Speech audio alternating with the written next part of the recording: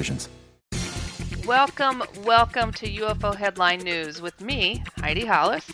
Today is an awesome Tuesday, December 19th, 2017.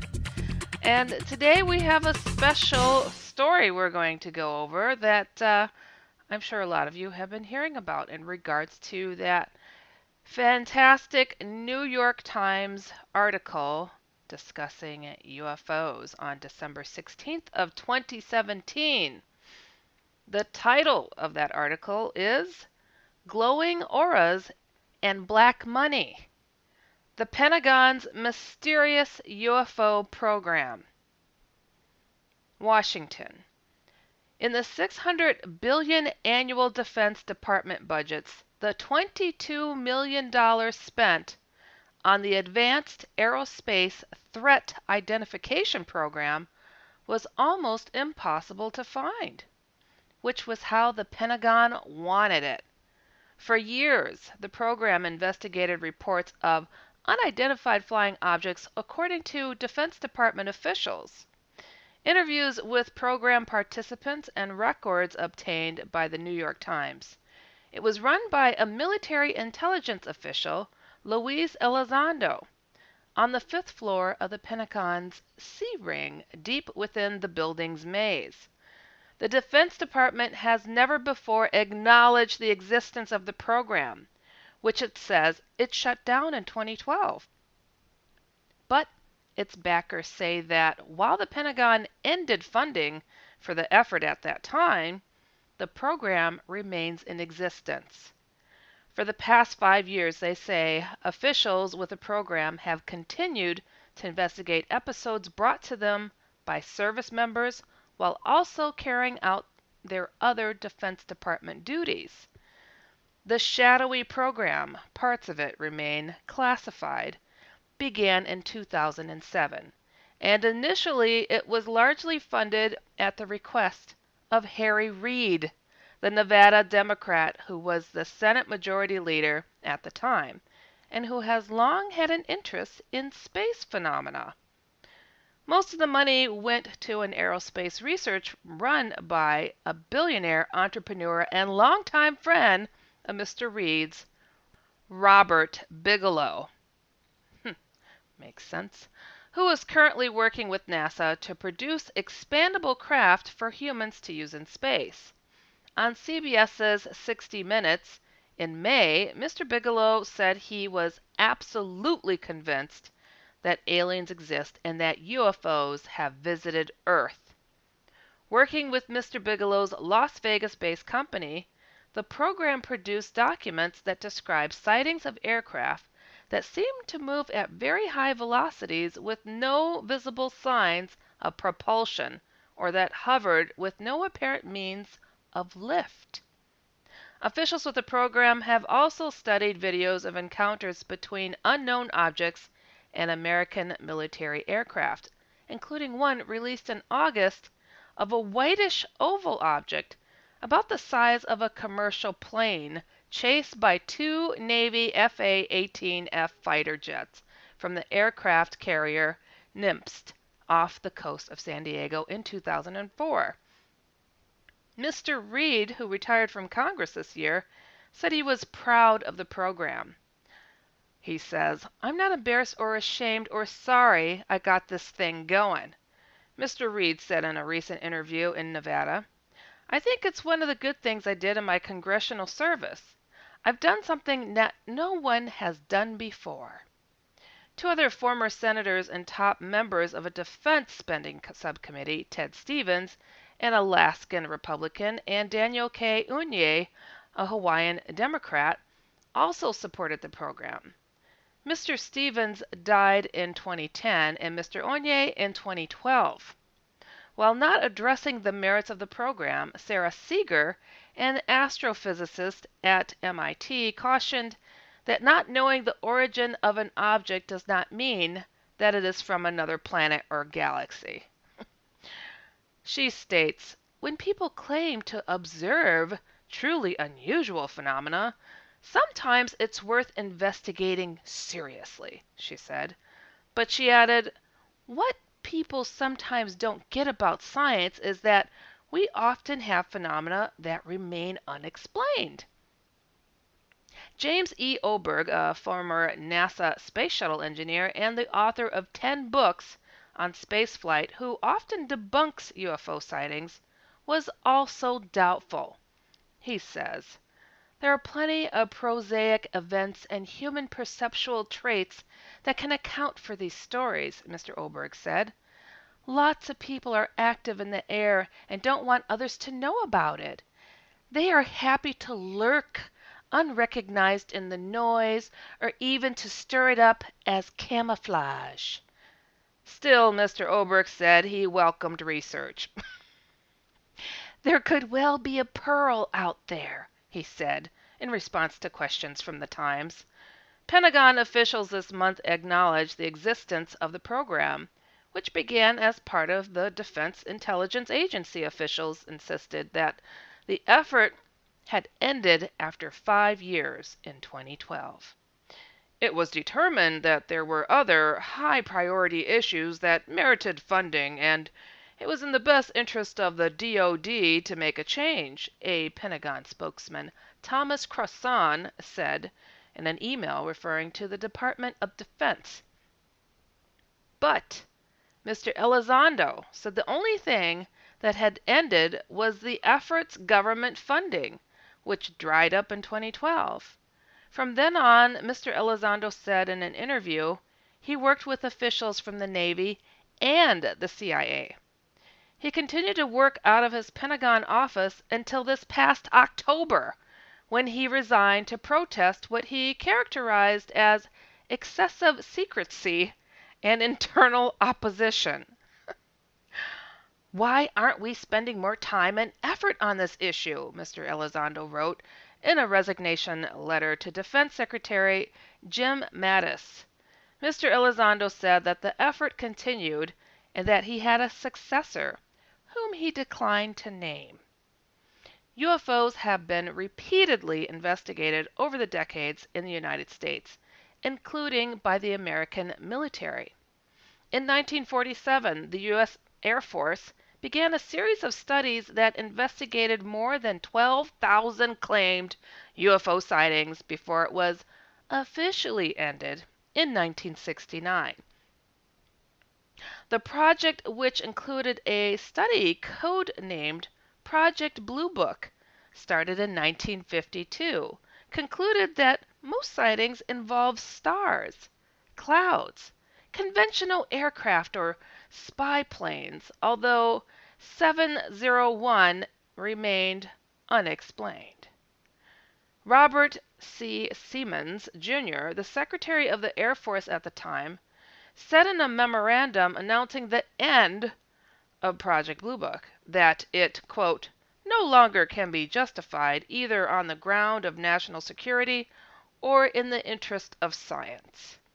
Mr. Reed said of his interest in UFOs came from Mr. Bigelow. In 2007, Mr. Reed said in the interview, Mr. Bigelow told him that an official with the Defense Intelligence Agency had approached him wanting to visit Mr. Bigelow's ranch in Utah, where he conducted research. Mr. Reed said he met with agency officials shortly after his meeting with Mr. Bigelow and learned that they wanted to start a research program on UFOs. Mr. Reed then summoned Mr. Stevens and Mr. Onye to a secure room in the Capitol. He states, "I had a talk to John Glenn a number of years before," Mr. Reed said, referring to the astronaut and former senator from Ohio who died in 2016. Mr. Glenn, Mr. Reed said, had told him he thought that the federal government should be looking seriously into UFOs and should be talking to military service members, particularly pilots who have reported seeing aircraft they could not identify or explain. The sightings were not often reported up the military's chain of command. Mr. Reed said because service members were afraid they would be laughed at or stigmatized. The meeting with Mr. Stevens and Mr. Onye, Mr. Reed said, was one of the easiest meetings I ever had." He added, "Ted Stevens said, 'I've been waiting to do this since I was in the Air Force.'" The Alaska senator had been a pilot in the Army's Air Force, flying transport missions over China during World War II. During the meeting, Mr. Reed said, Mr. Stevens recounted being tailed by a strange aircraft with no known origin, which he said had followed his plane for miles. None of the three senators wanted a public debate on the Senate floor about the funding for the program, Mr. Reed said. So, this was so-called black money, he said. Stevens knows about it. Onye knows about it. But that was it. And that's how we wanted it. Forget the people that paid for it. Mr. Reed was referring to the Pentagon budget for classified programs. Contracts obtained by the time show a congressional appropriation of just under $22 million beginning in late 2008 through 2011. The money was used for management of the program, research, and assessments of the threat posed by the objects. The funding went to Mr. Bigelow's company, Bigelow Aerospace, which hired subcontractors and solicited research for the program. Under Mr. Bigelow's direction, the company modified buildings in Las Vegas for the storage of metal alloys and other materials that Mr. Elizondo and program contractors said had been recovered from unidentified aerial phenomena.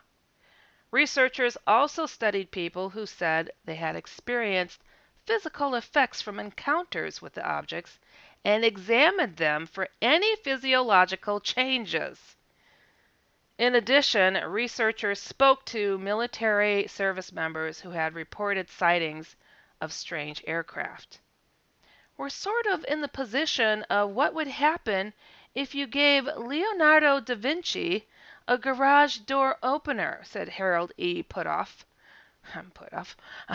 an engineer who has conducted research on extrasensory perception for the CIA and later worked as a contractor for the program. First of all, he tried to figure out, what is this plastic stuff? He wouldn't know anything about the electromagnetic signals involved or its function. The program collected video and audio recordings of reported UFO incidents, including footage from a Navy FA-18 Super Hornet showing an aircraft surrounded by some kind of glowing aura, traveling at high speed and rotating as it moves. The Navy pilots can be heard trying to understand what they are seeing. They said, "There's a whole fleet of them," one exclaims. Defense officials declined to release the location and date of the incident. Internationally, we are the most backward country in the world on this issue, Mr. Bigelow said in an interview. Our scientists are scared of being ostracized, and our media is scared of the stigma. China and Russia are much more open and work on this with huge organizations within their countries. Smaller countries like Belgium, France, England, and South American countries like Chile are more open too. They are proactive and willing to discuss this topic rather than being held back by a juvenile taboo. By 2009, Mr. Reed decided that the program had made such extraordinary discoveries that he argued for heightened security to protect it. Much progress has been made with the identification of several highly sensitive, unconventional aerospace-related findings, Mr. Reed said in a letter to William Lynn III, a deputy defense secretary at the time, requesting that it be designated a restricted special access program limited to a few listed officials. A 2009 Pentagon briefing summary of the program, prepared by its director at the time, asserted that what was considered science fiction is now science fact, and that the United States was incapable of defending itself against some of the technologies discovered. Mr. Reed's request for the special... When we go out to eat, we never agree on where to go. I want burgers! Pizza. Tacos it is. The one thing we do agree on is we all want unlimited high-speed data. That's why we switched to Metro PCS. Stop by Metro PCS with the whole family and get 4 lines with unlimited LTE data for just $100, period. Metro PCS. Wireless. Figure it out. Coverage not available in some areas. Offers require port and of number not currently active on T-Mobile network. During congestion, the fraction of customers using more than 35 gigs per month may notice reduced speeds. Video streams at up to 40p. No tethering. See store for details and terms and conditions. Designation was denied. Mr. Elizondo, in his resignation letter of October 4th, said there was a need for more serious attention to the many accounts from the Navy and other services of unusual aerial systems interfering with military weapon platforms and displaying beyond next-generation capabilities. He expressed his frustration with the limitations placed on the program, telling Mr. Mattis that, quote, there remains a vital need to ascertain capability and intent of these phenomena for the benefit of the armed forces and the nation. Mr. Elizondo has now joined Mr. Puthoff and another former Defense Department official, Christopher K. Mellon, who was a Deputy Assistant Secretary of Defense for Intelligence, in a new commercial venture called To the Stars Academy of Arts and Science. They are speaking publicly about their efforts as their venture aims to raise money for research into UFOs. In the interview, Mr. Elizondo said he and his government colleagues had determined that the phenomena they had studied did not seem to originate from any country. He states, that fact is not something any government or institution should classify in order to keep secret from the people, he said. For his part, Mr. Reed said he did not know where the objects had come from. He says, if anyone says they have the answers now, they're fooling themselves, he said. We do not know, but he said, we have to start someplace. Now, for the first time, I feel that I need to have my UFO moment the Outlander show style, meaning I'm going to keep it on the level while I address what I just read here and one of the interviews that I saw with Mr. Luis Elizondo today on CNN. I don't know what they think of people like myself who have seen UFOs and other things and have been essentially allowed to sit in limbo and allowed to be ridiculed for claiming to have a belief in what it is their own eyeballs have shown them. I saw Mr. Elizondo today talk about his opinion when it comes to pilots who have been trained to observe better than the next person. That millions of dollars have been put into their observational skills because of the kind of work that they do. Well, my observational skills to be able to drive a car is pretty high level. And to be able to trust what it is that I say that I saw and that my senses have taken in. But our government, for so many years, has allowed us to sit in the dark. And this person, Mr. Elizondo, and others like him, Harry Reid, tried to keep it under wraps and worked for that. As long as it worked, as long as the funding was there, it was okay. But gosh, you lost the funding. Now you want to raise more funds so you can start your own program. Isn't that Bigelow? Isn't he the guy that kind of owns MUFON and gets the better reports of UFOs and kind of keeps those to himself? So we have this public forum where people funnel all their UFO reports into MUFON, and Bigelow grabs them, takes the good juicy ones, as I've heard from state directors of MUFON, and they don't get those reports. It turns out he's working for the government to research this even deeper. Oh, and he's buddies with Reid. Great. I'm so glad that you guys have been finding this stuff and figuring it out for all these years, and we know it's still going on, and we know it's been going on way before. But do you know how many people have suffered in silence or in public in agony? Do you have any idea what people have gone through? People have lost families, friends over what it is they've experienced, and you allowed them to be put down and ridiculed and poo-pooed and to be thought to be nuts. People go to psychiatrists only to find that they have PTSD. Why? Oh, they had alien eyes. They were abducted. They were violated. They had UFOs visiting their lands for a long time. But you guys allowed that. You sold us out. We pay the bills. This little black program, millions of dollars put into, more than that has been put into it. We're not stupid. But you allowed that. People have killed themselves. Do you realize that? Do you care? I know, and it's not that I think, I know that you guys have a lot more going on than even what Mr. Elizondo knows, because he's like, why aren't we looking more into this stuff? Well, you know, a scientist once told me, who tried to sell something very extraordinary as far as being able to pull energy from the air to levitate items, to levitate a motor that could levitate anything, and presented it to the governments of the world, and they all said no. And you know why that is? Because they already had that. And why else would they turn it down? Why else? They already know, Mr. Elizondo. Why do you think they're not going to fund it anymore? They've got things going on behind closed doors that even you weren't allowed to know, or Mr. Reed wasn't allowed to know. I have met many ex-military people who are human beings who can't handle it anymore, that they know what they know, and are bursting from the seams. There are brothers, there are sisters, there are mothers, there are fathers who work for the government and have been exposed to crazy things, aliens, UFOs. They know, and they can't help but to vent sometimes.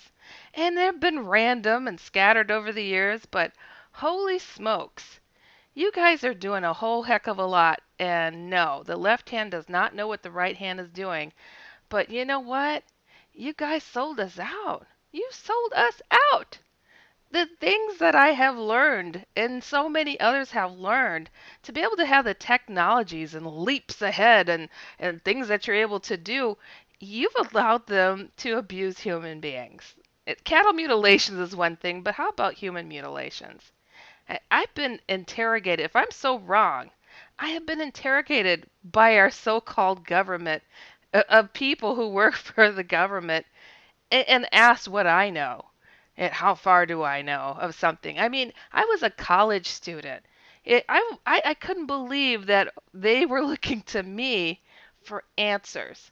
They knew, and they had their hands on some technology to be able to take me the way that they did and interrogate me. And I've met others who work for the government who are part of the interrogators who do this to people. Look up military abductions or MILABs, MILABS. And BS is what we're talking about here today, isn't it? It has to be said.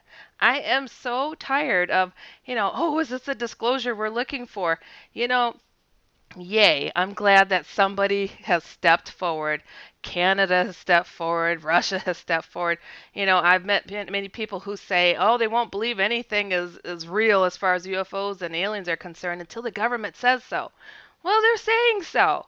I didn't see anybody doing anything different today or yesterday or the day before. It's all been the same. Now, they said mass panic would hit us, like we just can't handle the truth. Huh? Did anybody see the world go into panic? No. Did everybody get the news? This is New York Times. It was on CNN. It was on other outlets. 60 Minutes, for crying out loud. I think we handled it okay. Way to go, us crazy people who can't handle this information. I've always said, who's in the government are human beings. Well, some of them are not. Reptilians live. But in our own government, these are people who are exposed to UFOs, aliens, sightings, and inner knowings, and they are functioning human beings. But yeah, they got events sometimes, and they tell us regular folks sometimes about what's going on. So, yay for a little dab of disclosure. Are you going to give us the full story? What you know? You know, you know, there's a problem out there. There are some good aliens and there are some bad aliens. And this is a common theme among a lot of people who have experienced abductions versus more of a contact. And some people who have been abducted started feeling like, gosh, I'm special because they chose me to torture or to do this or that or to communicate with. So there's a lot going on.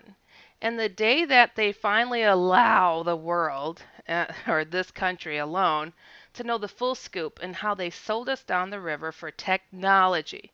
Sold people. Look up Missing 411, okay? Just look up those books and the research on so many people just going missing. How are we missing that many people in the national parks, in the woods? It's nuts. People go missing in the cities too. But this is a phenomenon that needs to be addressed and it needs to be accounted for. But our government knows very well there is a secret war going on already. And it's just getting closer, so they feel like, okay, we're going to do a little, okay, Louis Elizondo, you're going to take a step forward and you're going to say, I resign because of this, and I need to vent, and I need money to continue to do my research because nobody's doing it. They're feeding us little chunks that, yay for it here. And I'm clapping with just a couple fingers. When you get a full applause from me is when you really just like drop the charades and get down to the nitty gritty and be like, look, people are right. We suck at this. And we really wanted to get our hands on some cool toys. And we just said, hey, we'll give you, I don't know, 5,000 people, 10,000, how many people you want so we could fly ships to any place that we want to go. And they are doing it. Space program, that is not a joke. It's not a joke. It's the real deal. Trust me on that one. And they're checking things out. They're out there already. They're piddling around with this little disclosure, and they have the bigger picture. They're buddies with some beings that are not our friends. They are not. And I'm honestly I'm fed up. I'm fed up. I'm glad that they took a step forward. For the other people who are not in the know. But know this. There's a lot of us who are in the know, and when you're ready to ask questions, look for us. We're the ones that you're pointing at, making fun of for I don't know how many years for anything that we said that we saw or that we experienced. But you know what? I have to give it to this country and the people in it. People have been perking up and opening up their eyes and ears and questioning. Gosh, there must be something else out there. Yes, there is, and it's been visiting us for a very long time. Luckily, I'm not a person who's ever been abducted, but I have seen things that are not from this planet. Just to keep it real. Why be afraid to say these are spacecraft? This Elizondo guy is like, let's just call them aircraft. I'm like, dude, if they're going into space, it's called a spacecraft. Just call it for what it is. Why be afraid? UFOs, spacecraft, aliens, they're not from any other country. That's because they're not from here. Just call it for what it is. Don't be ashamed. That is one thing that I always ask people to do is to take a paranormal pledge. I have paranormalpledge.com even. Check it out. Where people take the time to share their story with the next person so they know that you're somebody to go to ask questions when things get weird or things get rough. When the aliens come. Who knows if they're going to come in a big invasion, but I think they will at some point. Something's going on. And I also, I have to say, too, something that I've been working on for a very long time, trying to disclose the clash between the different beings out there. My first book, The Secret War. go to HeidiHollis.com. Check it out what I'm talking about. But it's a real phenomena. It's a real thing. People know it. More people believe in UFOs than God. Somebody sent me an article once on that. I'm like, what? We're doing something wrong then. We need our faith, people, because these things, these beings are able to walk through a wall for a reason. Because they understand matters of the soul better than we do. And if that's true, and they know how to manipulate us, and they know how to paralyze us with a thought or a look, we've got a problem because we don't have control over our own souls and our own thoughts. And there's a positive light out there called God. Not afraid to say. When we go out to eat, we never agree on where to go. I want burgers. Pizza. Tacos it is. The one thing we do agree on is we all want unlimited high-speed data. That's why we switched to Metro PCS. Stop by Metro PCS with the whole family and get 4 lines with unlimited LTE data for just $100, period. Metro PCS. Wireless. Figured out. Coverage not available in some areas. Offers require port and of number not currently active on T-Mobile network. During congestion, the fraction of customers using more than 35 gigs per month may notice reduced speeds. Video streams at up to 40p. No tethering. See store for details and terms and conditions. That either. And they are afraid to hear such words. Why would so-called alien beings be afraid to hear the name of Jesus and God? Tell me. Anyways, this is a special edition of UFO Headline News, and I want to thank you for listening with me, and be sure to check out UFOHeadlineNews.com every single day, and also turn into my other weekly show, The Outlander, Fridays, 9 p.m. Eastern, 8 p.m. Central, and catch my paranormal comic, The Outlanders. You can find that at theoutlanderscomic.com, and you could also go to HeidiHollis.com. and Inception Radio Network.com. This has been special, I tell you. Remember always to keep an open mind so you can stay informed and inspired.